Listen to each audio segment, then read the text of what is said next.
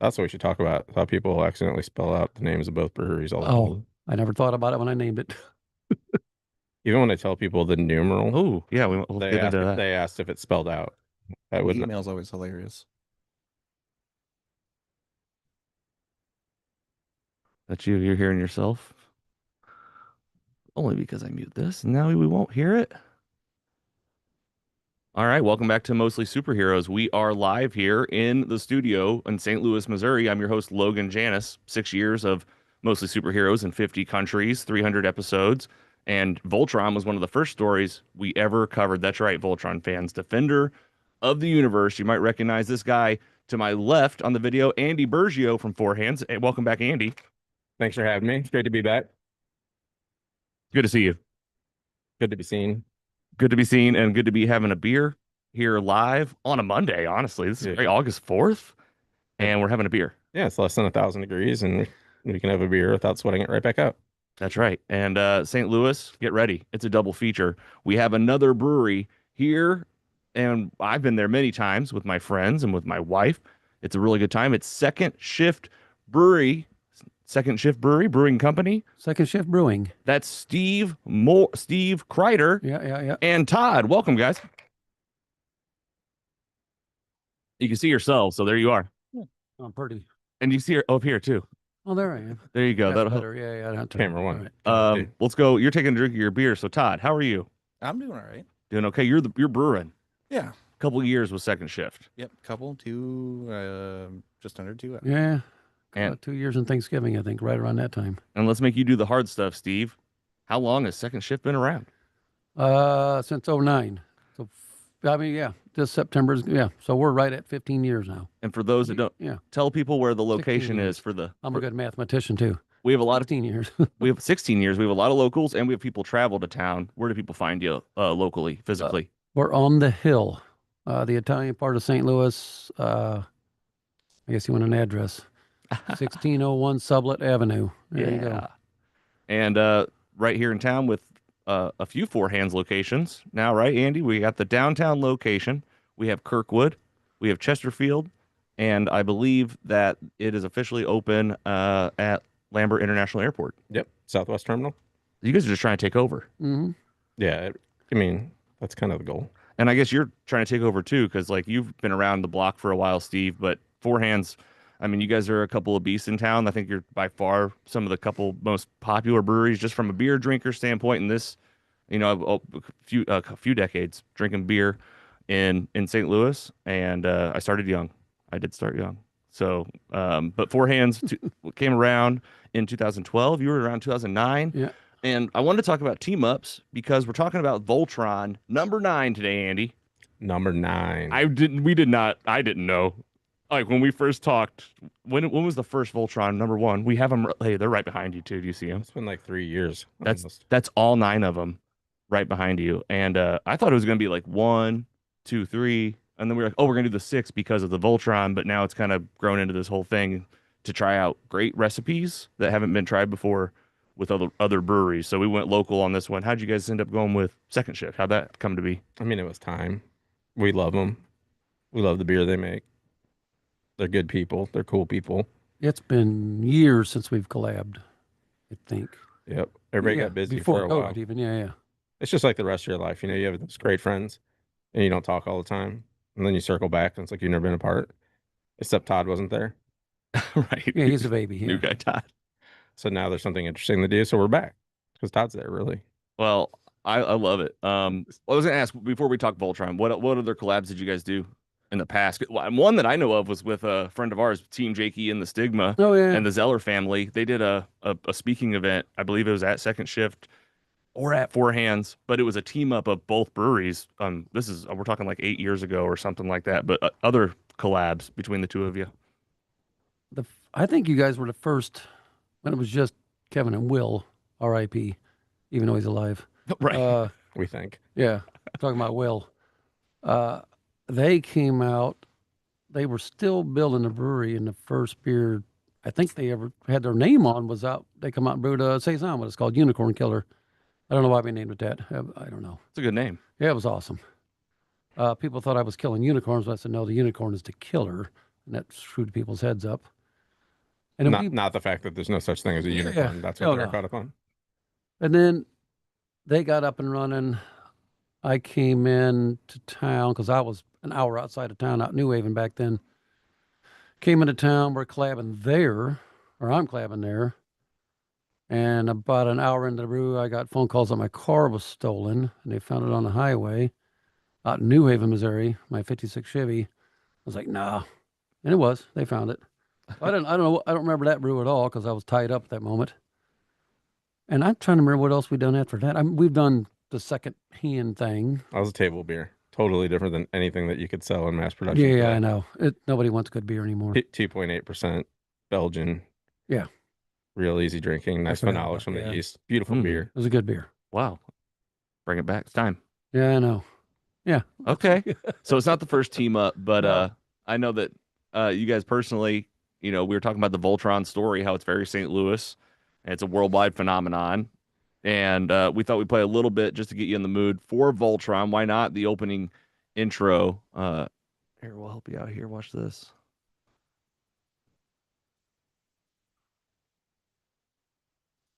Silence. Edge of my seat.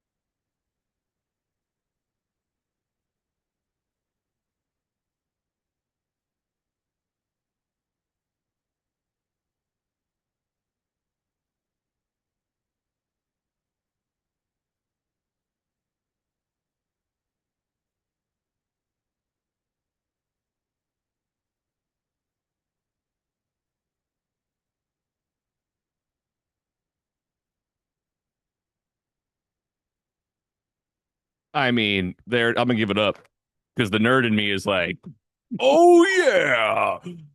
I don't know if it like brings back chills. You watched it, Andy. Yeah, I watched it as a kid, so I'm always psyched. I always thought it was like the most underrated cartoon ever. We probably talked about this last time, but Kind of how Transformers gets the credit we've talked about. yeah, How and the Power Rangers too kind of gets the credit. Power Rangers is a real big ripoff. I It's feel like just almost a complete ripoff. The pilots, the Zords, but the voices are more annoying and right? it's But not as good. you're talking to a Power Rangers kid, so they can do no wrong. But Voltron did it first, I'd like to say, and it's very St. Louis. The Koppler family, who is still here in town, Bob Koppler runs Adira Italian Eats, where they have Voltron merch all over in the Central West End, and they also that's where the idea was born out of was let's make a Voltron beer. That was the whole. It was Rachel and an employee that worked there that was talking to Bob, and they got to talking, and that's where it was born from. And the IP of NBC Universal owning Voltron and getting that onto a craft beer can. I know that was not easy to do, and also 9 cans later, not easy to manage either. Like a lot of approvals, a lot of red tape, a lot of emails. But now you guys are part of the process, and just to remind you guys, the breweries come in as a partner that get to provide the recipe, weigh in on the recipe. Maybe you can explain that piece again, but that's where second shift is, right? You guys got to come in on Voltron 9 and like, how did you guys contribute to this particular project before we can talk about the beer too. Like it's number 9. We got the can here. Let's give it cheers, actually. Yeah. Cheers, and let's give it a little taster. We're with brewers today, and we're with 2 breweries in St. Louis, so we got to have some beer. Might as well try it. Might as well try it, and we'll talk about number 9 because it's here. It's going to be in stores, and of course, it'll be out of 4 hands. Hopefully, at a second shift near you guys. Maybe we start with the beer, Andy. Can we talk about the beer a little bit? What kind of recipe do we end up here? Yeah, it's a hazy IPA again. We've done a lot of them. They're definitely the best sellers, and they taste great. It's super juicy. We got some Australian hops in this one, Waiheke, Nelson. So there's some like kind of like that white wine quality from the Nelson, kind of like you're getting Pinot Grigio. Nectaron hops are super tropical. and a lot of white wheat, flaked oats, a little bit of water chemistry adjustment to give it that citrusy taste. But I mean, we sat down at second shift for this one. It was great to be in person, great to be somewhere that's fun, drink beers, and have a good time. It's kind of a, for a while, that's how all collabs were. You got a chance to like be together and talk about like we should brew this. And then for a while, like the business was growing so fast that some people could still do that, and some people were kind of just getting crushed, trying to keep up and didn't have that time to do it, and they're kind of done through email or phone call or anything like that. It was great to get back to that, and it's a lot more personal. Yeah, he contacted me and came by the brewery 2 or 3 times at least, and we sat around and drank and talked about what we're going to do and how much money could be spent and not spent, and the pain in the butt of because I didn't know how much pain in the ass this is to Universal and getting licensing and approvals and all that. I would never have done that because I'm like, nope, I don't want nothing to do with that. Just, Right, headache. as a brewer, we like It's gonna take you just let's make this beer and just we make a beer. It's Yeah. fun. be lean, use what you got. It kind of goes against. It's almost like your instinct is at first is probably like goes against everything we think but I feel like that's what Four Hands is like push the envelope on. Has been like, how do we do more, but with less, and like the old way. Like it just seems like you guys have been able to increase output, but also like not compromise creativity. Like, it's like, oh, we can try like, oh, we're able to whip up, I know, batches kind of quickly. So, yeah, it's awesome. It tastes good. I just tried it. It's juicy. It's fruity. It's going to be great here for the end of summer. If it's, when it's coming out, I don't know if we have any kind of timeline. I know it's just getting going production wise. Very soon. It's about to happen. Yeah. If we have one in our hands, it's about to happen. Yep. That's right. It's definitely about to happen. It's in can. Yeah. Hopefully it comes out soon. And where are we going to get it? Do you guys know? Where? Yeah. Everywhere. It'll be at both spots, right? Yeah. Yeah. Yeah. Oh, is it? You guys are bringing it in. I have no idea. Don't worry. I know we're probably making. I know the internal lingo sometimes of it. Liz is getting nervous. She's like, "Hold on, wait. Is it totally out yet?" We'll just set the disclaimer. It's coming out soon. Right. And we'll just say asterisk everywhere. The world. Yeah. Follow all the same socials on, for second shift, Four Hands, and mostly superheroes, and you're gonna know what's up. If you guys tag in and you're watching all the time and you're looking at them, you're gonna know where it is and what's going on. I know we've planned some events around town too. Sales team's working on, so keep an eye out for those. Where we're gonna have some collab events and stuff on tap. Second shift's gonna have it in their tap room. They're gonna have cans too, I believe. And we can give you there's a lovely woman named Libby, who also is a part of second shift. Yeah, she does way more than I do. I just keep the brewery running. She keeps the business running. And I don't have a clue what's going on. It's easier that way for us. Mm-hmm. Well, I know it's no small in the dark. feat keeping a brewery going, and both of you guys been doing it a long time. Nice to see another team up. And yeah, you guys did one Voltron party at Four Hands, and they have a in town, since it's local, the Voltron mascot like shows up to these events too. So you can, and now we have Mr. Citywide. So like I feel like we're just waiting on a Mr. Citywide and Voltron mascot team up. I'm trying to get them out to some Team Jakey events. We got the big one September 20th. That's the annual Gentleman Jake's Cornhole tournament. You know about it. Yep. Helicopter lands. We got music. There's bags. It's in fluorescent. Mark your calendars. And trying to get Voltron and Mr. Citywide there. So we'll see if we can make it happen. What else is going on at the brewery, guys? Let's talk about second shift and hours wise. When do you guys open? I should know this. Does it change? No. Tuesday to Sunday. Monday we're closed. Yeah. And then noon till 10. I think. Yeah. We're just there every day. We don't know. I love it. You're just in it. Yeah. What are you guys drinking now? What do you think? We're here in August, so what's going on? What's coming out? Oktoberfest. Goddamn right, Oktoberfest. I just have. There's another one. I was drinking one, but now I'm having the technical ecstasy. It's fun to say, isn't it? Yeah. It is the Pilsner. Yep. Oh Czech man. pills. Heck yeah, Czech pills. Hell yeah. There's another release coming. Drink 5 of them and try to say it. It is fun at Beer Fest, and people come up and go, I love technical ecstasy. And then they come back 4 hours later and go, I'll add the technical ecstasy. Yeah, I know you will. Yeah, I had to get Pinot Grigio out earlier. It just reminded me. But when Kevin and I met our founder, we worked at a macaroni grill, which you probably can't say, but people would order peanut grigio back then. So I always want to Really? call it peanut grigio. They would I mean, people would butcher everything.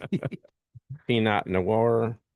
Yeah, all right. Any wine could be chardonnay. Chardonnay. Pardon. All right. That was Sure. my Why favorite. My not? favorite. Charizard. Chardonnay. Yeah. Just saw a guy with a Pokemon hat on at the brewery. Well, we know at four hands too. Like sometimes they're ordering a citywide, but they're ordering a four hands and they want a citywide. They're ordering a four hands, They but just they say want a four hands, citywide. yeah. Yeah. It's like I feel like there's we see you guys have any things like that at second shift? Well, yeah, I'll have a second shift. Well, here. Yeah. I love We that. have 30 of them right there. That's which like that's a brand thing though. Like they know second shift. Todd, what are you drinking as the brewer? What else? Tech is the number one for me. Yep. Yeah. I think a lot of brewers have gone to Pilsner and Lager, especially Yellow fizzy beer. especially in the summertime. Yeah. I think that's what brought me down. Yeah, that's why I conned this kid to moving down here from Grand Rapids. He wanted to make that beer better. He's not succeeded yet. Someone keeps changing it. Oh, I love it. You guys are in the weeds here. I love this too. It's your lingo.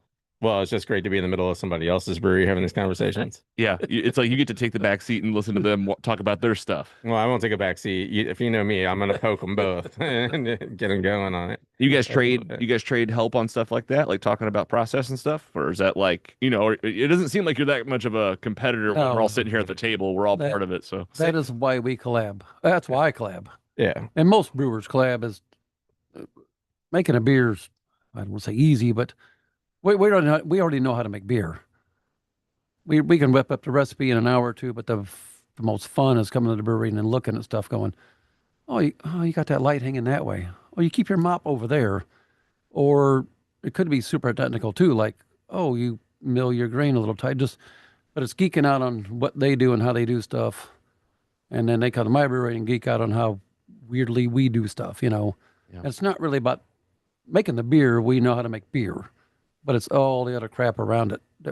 That's the most fun for me, is learning just weird things like that. yeah, and valuable too, right? To have, yeah. to have somebody next to you being like, oh, we're doing the same thing. Might as well trade notes. When you gotta think, like when they started 2009, we started 2011. I think when we started, there was only 260 breweries in the United States, and now there's like 13,000. I'm pretty sure, I keep saying this forever. I think when I got my the federal license, I was number 1148. And that was in September of 9, I think. Oh, I think I was 1148 in the country. Like that always stuck in my head. I'm pretty sure I saw that somewhere on my number or something like that. I had to go back and look, but yeah, now there's 10,000 something breweries. Yeah. And we grew up and grew into a career at the same time. Like Yeah. a profession happened, industry happened at the same time, and it's not an industry that didn't happen before. There was basically craft beer back in the day before Prohibition. There was breweries everywhere, but Prohibition destroyed all those small breweries, and then you were left with a couple big ones. But the movement that came with us and the newer craft brewery revolution was different styles of beer from all over the country.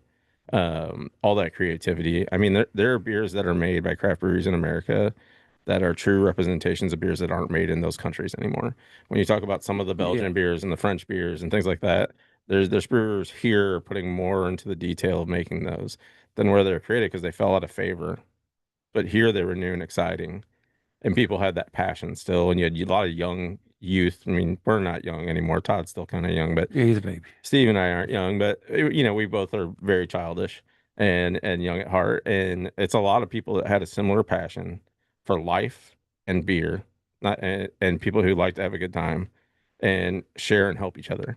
And nowadays some of the breweries, we're kind of like a mid-sized brewery, and maybe the sales team dukes it out. I'm not out there. Right. I don't want to right. be out there. They can go duke it out and fight for tap handles, and I'll try to Yeah. support them as much as I can, whatever we can do. They would ask for favors, and I love it because without them I can't do my job because they're helping pay the bills. Yeah. But the brewers in general, I mean, I think I've told before, there's only 2 brewers I've met where I'm like, I don't want to hang out with that person. It is Yeah. rare. It is rare. That's awesome. There's no better industry than this. Everybody wants to help everybody. Everybody's huggy feely, hippy dippy, I always say. And I was always scared that someday that might go away. And St. Louis is still an anomaly. I do beer. I still do majority of beer fest all over the world in the U.S. And some cities you go to and they're like, you hang out with those guys? Like him or whatever. Yeah, well, they're very competitive for some. But St. Louis, we're still. I borrow stuff from them. Grain, yeast, hops. Modern Brewery borrows crap from me all the time. I borrow. Everybody helps everybody. You would never see McDonald's trying to help Burger King down the road because they ran out of fries or whatever. Yeah. Steve's been to our brewery to weld something before for helping. Yeah, I go over and fix stuff for breweries. We all, the rising tide. The whole. Yeah, there's not. It's a great industry. It was us against the big ones at the beginning, so it was like you stick together. But a lot of it wasn't really like a mentality of that. It just seemed natural to help each other. Yeah, yeah. We all want to make. I want to drink good beer. I'll be able to drink mine all the time, but I also want to try his and theirs and hers and everybody else's. Yeah. And I want to. And if they're bad, I'll tell them. This Yeah. beer sucks. Here's why I say it. Here's why I think. And then take it with a grain of salt, or we'll make it better. Because I don't want somebody drinking a Four Hands beer that's crappy, and then the first time they're ever having a craft beer, and then they get turned off by it because it's just going to hurt all of us. So I want everybody should have beautiful beer all the time, and if he makes a great beer, I'm going to try to make that one better, and then he should try to make mine better, and then we just try to. It just keeps the elevation going. Yeah. Yeah. Keeps everybody sharp. Yeah. And even like you mentioned, like sales team, and like I have a friend that works in distribution and pretty much is like the moderator of like the grocery store aisles of like, the maps of like where these things land, which like ends up kind of being That's a weird game. I don't know. Yeah. that's the real estate. Yeah. And like, I mean, it's this particular friend worked at Anheuser-Busch. So like he was watching from day one, like all their brands and how important that is. But my whole point is that the ecosystem. I mean, I've just learned from being adjacent to Four Hands. I've been a customer since day one, but I've really got to know them the last like 5 years.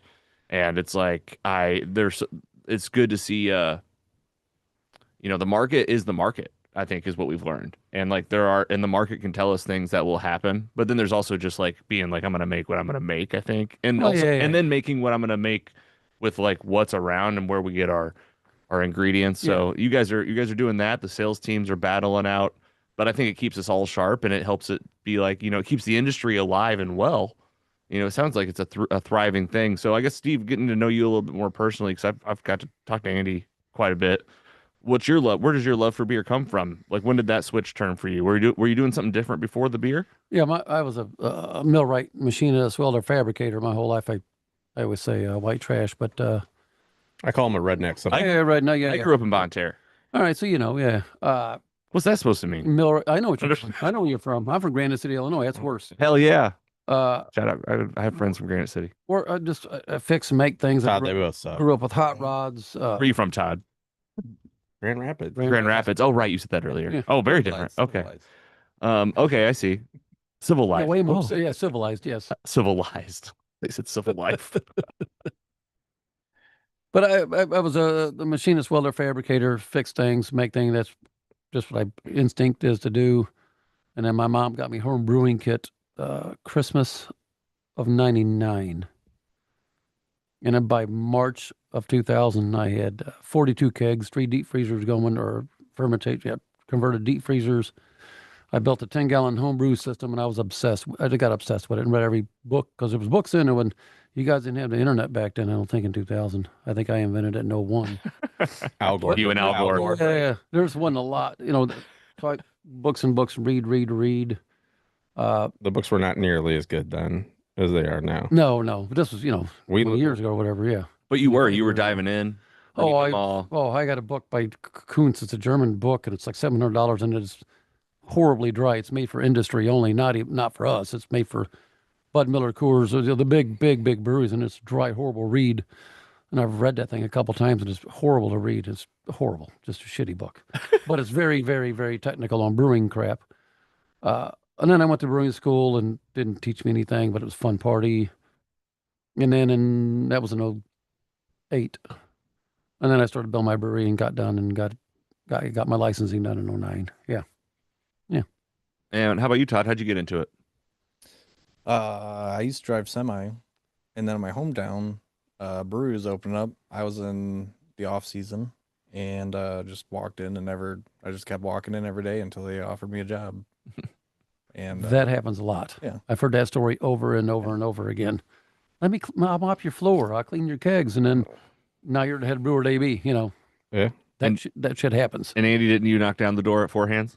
Yeah, I had to knock down the door. I mean, Kevin loves me deep down, but not enough to start. I had to try a couple times before I got in there. But Yeah. I mean, Steve and I are similar in the fact of the mechanical background and knowledge. I was a contractor for 9 years before I got into it. I'd be, finishing somebody's basement and thinking about what was going on with fermentation at home. Home brewing was not, Yeah. it was not a hobby. It was an obsession for us. It's like 5 beers on tap all the time. My wife was super supportive. She would do like food pairings. We'd have friends over. A lot easier back then. If you screw a beer up, you just dump it down the driveway.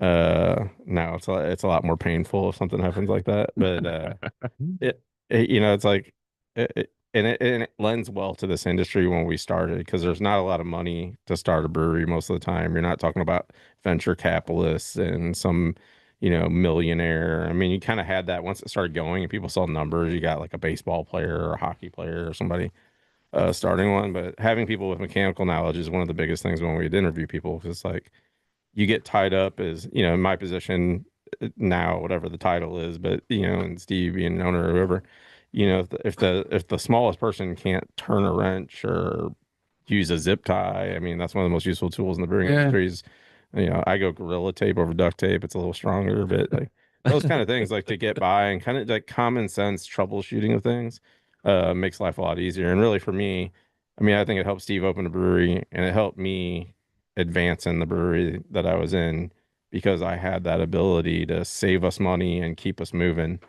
Yep.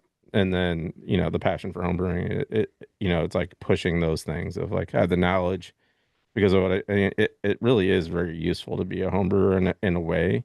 But then also like, I don't know how you guys feel, but like if a home brewer came in to interview, it's like you kind of got to figure it out.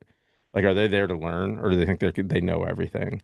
That's a tough one sometimes. Yeah. Yeah, I mean, Jeremy Danner, who works for us, one time, one of my favorite quotes from him was, "There's two kinds of home brewers. There's one that asks a question to seek knowledge, and there's one that asks a question to be able to prove their knowledge.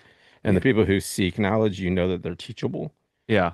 and that they'll fit into your system, and they'll follow things and do things the way that you want to, ideally. Yeah. The other ones are going to be a problem, and it's like Yeah. love them, love their passion for the Mhm. beer, respect that, but when you have a business that you're running, if people start doing things different ways, it's hard to keep track of what they're doing, and then your quality control or other things are issues. So it's a double-edged sword with the passion. But homebrewing, I mean, I think it's kind of not as popular as it was like during COVID and stuff like that. But it's like it's an amazing thing to do. It's a great hobby to have, and now you can get equipment super cheap on Facebook Marketplace and stuff like that Yeah. for people Yeah. to get back into the industry. I'm currently selling my kit. All right. But I don't want any judgmental lies because I made the beer when I was living in Soulard. 2 rounds, guys. I think I made 50 beers and they were delicious. They worked. All right. They did. I was like, this is good. And I was like, I think I could do it. And kind of like totally the hobbyist mentality for me. I loved it. I have the passion for beer. I've been hanging around Four Hands enough to where I'm finally getting to work with them. It took literally almost 15 years of like being there just to like be around as a customer and then like Stalker. yeah, Stuff. Yeah. totally stalking. Something wrong with that. And you guys too, you've been stalked too. Like I just go in and I love the smell of the hops. I love the atmosphere of a brewery. I like the beer itself. I don't know, it's in my genes. I don't know. Um It's always a good vibe. it's definitely and there's When you something to it. There's just something to like the whole process and the just a few different styles that like kind of match the seasons and I don't know. It's also like I'm a beer guy opposed to like a liquor guy. I don't know if like you guys are like that That's or, the way or I am, do yeah. you still dabble in the liquors? Like Not at all. you like beer? Like I'm a big beer. wuss. Yep. Beer only. I'm an equal opportunity drinker. Yeah. He doesn't I care. love Look it. at him. He's having a good time. Man, it's cool. I'm kind of getting into like the heart of the brewer now. So like, what do you guys like? Do you guys like tune into like podcasts or like video channels? Like you mentioned, like you read all the books back in the day. What do you do now to stay informed as brewers? Let's do each of you. We'll start with you, Steve. I I don't know. I don't know if I do. We get magazines from. There's only 2 or 3 left, I think, but we get them. They come to the brewery and then they'll pile up, and then I'll finger through them while I'm in the office. The Brewers Association, Zymergy, Yeah. Craft NBA, or whatever. Yeah. I mean, the first time we set up to do this collab, I went over there and they had a Master Brewers Association meeting going that we both forgot about, and that's why the first meeting didn't happen. So we sat in. Oh yeah, I Luckily, forgot about that that. one did not provide enough information. It was more about coming up with questions to provide information. So we're able to participate in it. But I feel like you kind of get it everywhere, and there's lots of sources. The Masters of Brewers Association has a good podcast that I've listened to, and some of the stuff's like more technical and a lot more on the quality control side for me than the making beer. It's Yeah. the making sure the beer is, stays the way that you want it to be, and you don't run into issues. And sometimes you're listening to things, and you just there's a thirst for knowledge in people who get into craft beer, and it could be different things. I mean, even if we're working on an HVAC system or trying to troubleshoot a chiller or something like that, which Steve's way better at than me. Um, you get that knowledge, but listening to a podcast and they're talking about something that's super high level and our brewery can't afford to do, or it's not practical to do, Yeah, yeah. or something like that. It's good to still have that knowledge, and you might keep that, and then someday you apply that to something else, and it could be something random that you apply it to. You're like, oh, I got a problem with the canning line. Yeah, the patterns. They Yeah, apply to or something, everything. or something like that. There are magazines, websites. There's definitely podcasts out there for it. Obviously, just getting the experience of doing it, and like I feel like a lot of it's equipment, keeping it clean, keeping things up to date. If you keep things clean, they'll last longer, but certain things probably do go bad after a certain amount of That stuff time. wears out. Yeah. Stuff wears out, and cleaning and sanitation is the number one job of a brewer. cleaning. Glorified janitor. Clean, clean, clean, sanitize, clean, It clean, doesn't. clean. You could spend all the money on ingredients and come up with an amazing recipe, and if it's not clean, it doesn't matter. It's horrible. Yeah. I mean, and that's the key. That's the basics. That's the base. When a lot of times, we'll give a tour. We'll start with the beginning of the process, which is grain, but it's really not. It's cleaning. We'll say we grind in, and then we mash in, and then we lauter or boil off or recirculate, whatever you want to call it. I'm an American, so I say recirculate, not boil off. Boil, whirlpool, all these things. None of it matters unless it's clean. So We've all had beers that come out of dirty breweries. I don't know what the word is, but not clean breweries. Because some people just, I don't know. You have to be OCD about cleaning. And Clean. a lot of people move from home brewer to professional brewer, Uh-huh. and they weren't ready. Exactly. My biggest thing I think is as a customer that like thinks about craft beer more than just like the average customer, not a brewer or anything like that, not an expert. I do think about the draft lines in town. What's the philosophy on keeping lines clean? What's the philosophy? Like this is like a teaching moment / like you're sharing the inside baseball. I mean, every brewery is different. If you're talking about your home brewery and you're a brewery like us, we're the ones cleaning the lines. And we have a guy named Matt Botchin, Yeah. who that works for us, and we sent him. Is he a dad yet? He is a dad. Oh my gosh! And we sent The him. countdown's been on. We sent him to Micromatic to learn about carbonation of beer and line cleaning and stuff Yeah. like that. So, because when we did expand tasting rooms, he had the opportunity. Before that, we hired a company to do it, just because we were so busy. And then, a lot of times when at the bar, it comes down to your distributor, unless you distribute like some breweries do. Then it should be up to them, or in bars really, if they want to sell more beer, should make sure the draft lines are clean. Um, and distributors, if they want to sell more beer, should make sure your draft lines are clean. You probably just can't clean them, right? You just run something through. Is that Sometimes you have to replace them. And we're like this, this Four Hands is more than a brewery now. It's a premium beverage producing facility. And if we're going to put canned cocktails or something on a line, those flavors impart stuff into the tubing that are harder to get out than what beer is going to go through there. So sometimes you got to replace the Just line. replace the line, which is cheap. It's a pain in the butt, but it's It's not even $5. hard, really. Yeah, $5 or whatever. Yeah. all right? I'm gonna do a time check. It's 2:55. You guys got to run. Somebody got to run here. I'm supposed to be at church at 2:30. You've missed that. Oh, fuck. Okay. Anybody have a hard out? I can keep going, but if you guys have a hard out, tell me now what the time is. And I'm thinking like 15, 20 more minutes. But That's if you perfect. had to leave, we can Perfect. wrap it up. That's good. Or if you run out of beer. Till we run out of It's too beer. fun. It's too fun now. And this is what happens. Trust me, if I wasn't having fun, I'd kick you out. I feel like it's the brewer episode, so like I want to make sure that like we talked Voltron, which is like kind of like in my head the Voltron collaboration's like the dream come true for a brewery that has been doing things well enough to where you have time, like you said, Steve, to like not feel like we can't do the Voltron thing. Not only is that going to be kind of scary to take on, but it's a risk to get into a whole nother, in my opinion, like a whole nother market. Like the IP on the craft beer, I will say, is pretty unique, and I think I've seen online the clamoring for these beer cans. Because they're cool cans. It's that collector mentality. crap about It's collector. Voltron. It's collector. Yeah, you don't even need to. Yeah, It's yeah. collector mentality, I Yeah. think. Yeah. So you guys are like part of that now. We should go to Comic-Con together. I'll dress up. I'll take you guys. We'll get you. I'm in. If he dresses, I'm in. I'm I definitely wanna go We- with him, but We go to Comic Cons. You guys are going to be like our two sponsors. There's going to be stacks of beer cans. We figure it out. I mean, the Voltron at least.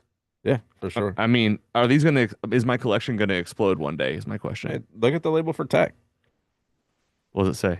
I mean, it's basically a cartoon. It is, yeah. Oh yes. Here, we can show the camera too. Watch this. Ooh, Magic. Is that camera 1 or camera 2? that's camera you. That's not a good idea. What else you pushing drink wise at Four Hands? What's the portfolio looking like right now? I've seen the Palomas. I've seen Flamingo Dance Party. I've seen. We still doing Foam First? We are. We're getting ready for fall and winter, just like everybody else. Oktoberfest and Pumpkin. Oktoberfest, Pumpkin's coming. Then after that, it'll be Milk Stout, AOL. We're pushing more chocolate this year. We'll upgrade those beers a little bit. We're doing some work on them. Bring something back a little fresher, a little more dessert like for them. And then, going into the end of the year, beginning next year, there'll be THC Delta 9 cannabis drinks coming. Really? In cans. I like how your voice got higher because so are your customers about to be. Yeah, it's a Are good you thing. serious? This is big news. No, I'm dead serious. This is We're fun. definitely doing. I've been pounding away on recipe development and sampling, which is great.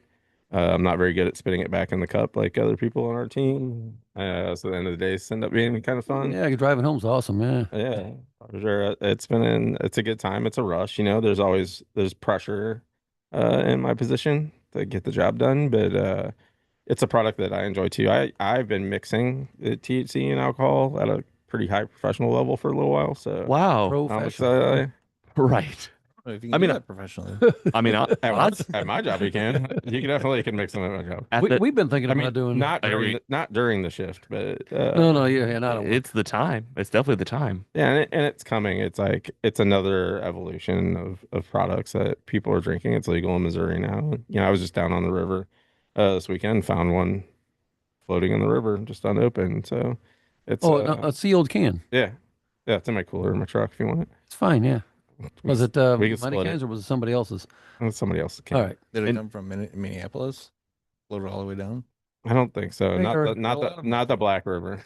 Man. But it's not going to make it down. I wasn't floating on the Mississippi, Todd. Jesus Christ. I mean, you can do that. That's all everybody Get out thinks there, about. get out there with Big Muddy and go. Every Yeah. brewery up north, Wisconsin and Minnesota, every brewery does it. And they go, why aren't you doing it? Why aren't you doing it? We were up in Chicago last week, whatever, and they're like, gotta do it. You gotta do it. So are you going to do it? We're in a weird spot. I would love to, but I feel like I'm stepping on somebody's toes because we package some stuff for another company that does it. But I think I'm going to give it a try anyway because it's a new market. It's exploding. It's a thing that's there. It's craft beer 10 Yeah. years ago. Yeah. All right, fair enough. And Hmm. it's probably going to get squashed. Someday it's going to come to an end. Yeah, it'll change. It's a Farm Bill Act. It's a weird loophole in the federal law about THC, Yeah. and somebody somewhere is going to stop it. Yeah. No, It'll change. I It'll don't, be this I don't for see 10 years from now. I don't see any regulations coming down in the next couple of years I think it's the big unless weed it's companies. unless it's they get tax money. Yeah. And then that's going to change the game up. But it would still be legal. It'd just be There's no regulation on it, which is weird. An 8-year-old could go buy a can of it legally and drink it. I would say that It's a moral thing. I mean, it's seen legally. saying that stores are probably not selling. No, they're not at all. But the big legal weed companies, dispensary owned companies or whatever, they're a little pissy about it because they got to step through all these hoops to do it. I don't know how you say it, legal TH or cannabis-derived THC. They have to do it legally Yeah. and multiple steps of loops and craps and shit they got to go through. The hemp-derived, there really isn't any. There's some regulations. There's a little bit, yeah. You know, your dosage has to be Yeah. right. And there's some other things to pay attention to, and you know, but I mean, Steve's right that there is, you know, there's cannabis derived and there's hemp derived. There's a milligram dosage cap on Delta 9 based cocktails that they don't have on, you know, Yeah. stuff that's derived from the actual marijuana plant. But there's some differences, but it's the same customer crowd. It's the same people. Yeah. And for us, and Kevin said it a couple times, and it's totally true. I mean, we built our brewery on skateboards and like the weed smoking type of crowd that liked our beers because they were dank and hoppy and fruity. So it's a very much the same customer base as a craft brewer. Mm-hmm. It's just a different option. Yeah. Yeah. And for me, I like it because I can mix something in and still have my 3 beers and have one of those. And then I wake up in the next morning and I feel great. You're good. Yeah. And that night I feel the same. And with the beverages, you can socially drink them like you can a beer. So you have the social aspect the same as beer. So Yeah. beer, Without smoking up a room. beer's our first love. Yeah, We're gonna keep pushing to make our beers better, make better beer, you know, just like Second Shift is. And for us, I mean, Kevin, you talked about he's really good at pushing and looking to try to see what's next. And sometimes we're taking chances and we make it or we don't, you know.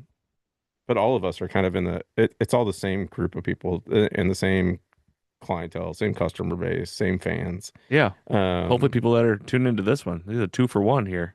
It's really fun. Yeah, but We got 3 brewers, really. I mean, at the end of the day, right? Like, it's pretty cool. yeah, it's awesome. You guys got a new podcast coming? 3 brewers drinking beer. Yeah. We'll Between 3 brewers. It'll be hosted here.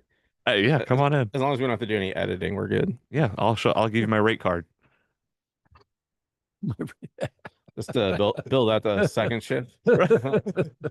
All right, I appreciate that. Anything, this is what we'll do. Wrap up any Four Hands promotions, and we'll give you guys the floor to pump up your brewery. And anything else you want to talk about? Anything else Four Hands wise? I mean, that's pretty much it. We're just pumping it out. Happy to see some nice weather.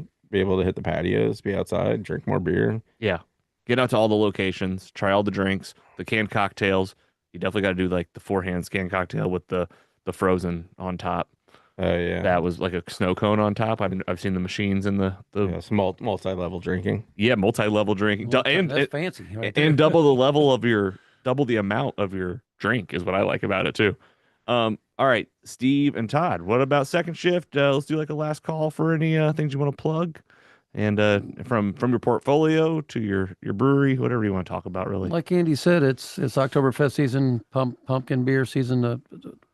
It's where I would never do that in my life, but now I'm whoring myself out making pumpkin beers.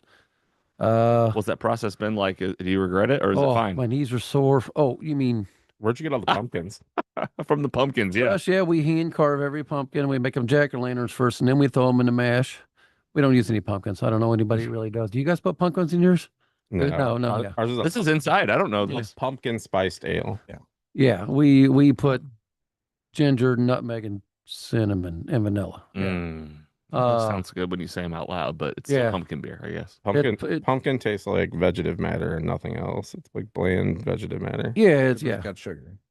Not even a lot. Yeah. It's fermentable-ish. We can go down some deep Yeah. rabbit holes on using pumpkins as fermentable product or something, but it doesn't lend itself to beer really. The pioneers had to use it because they didn't have barley growing here or something. You know, they have apples and whatever sugar they can make alcohol out of. We're just putting pumpkin pie seasoning in, and it's awesome because it smells great when he's knocking it. We put ours in the kettle on the hot side on the whirlpool, and when you're cleaning everything out, the whole building smells like you're in grandma's house while pumpkin pies are being made. I love it. I love pumpkin pies. See, me too. It's one of my favorites. I don't like pumpkin pie beer. Yeah, same. I like peanut butter, and I don't like peanut butter beers. Not yet. Yeah, He's I gonna know. love him. Listen to him. He's gushing over I it. would say, yeah. He's gushing over it. Peanut butter chocolate milk stout. You could argue it changed some lives in the 2000 teens, whenever it came out. Yes, I will say that was the best peanut butter beer I ever had. Was come out of some brewery down there by the ballpark. Yeah, close to the ballpark. Yeah. About Yeah. Close enough. a Yeah. pint away is usually what He likes I to say. come down there and take a picture of a beer and then tell me it's a different beer. So I think there's something wrong with it. That's what really happens. Yeah, yeah. Every time this little a-hole goes in there, he'll get a picture of Oktoberfest and tell me it's a Pilsner. And it's is this supposed to be this color? And the first couple times, like my stress level is pretty high. Exactly. Pretty high. Dude. My stress level can get pretty high when it comes to that kind of I stuff. won't lie. I get that Yeah, way. get me. I get that way just as a customer whenever I see a beer that I know is a citywide or something and it looks a little strange. Like I don't have the clout that you have over it, Yeah. but I'll see it and I'll just be like, is that right? Like, should I email someone?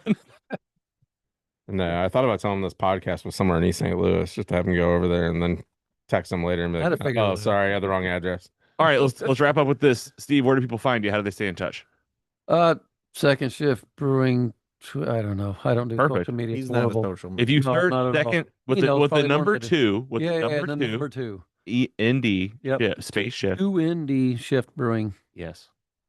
On any platform. Anything to add, Todd, before we say goodbye?